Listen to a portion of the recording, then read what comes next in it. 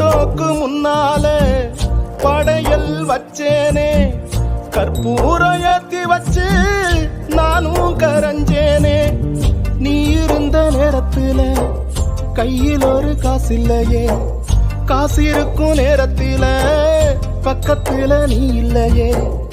எங்கூட நீ இருக்கும் பழனக்கு வைக்கலையே, என்ன விட்டு போவேன்னு நானும் எதிர்பார்க்கலையே. அம்மா நீ இல்லாம அம்போன்னு நின்னேனே, ஊரார்க்கு முன்னால ஐயோன்னு ஆனேனே.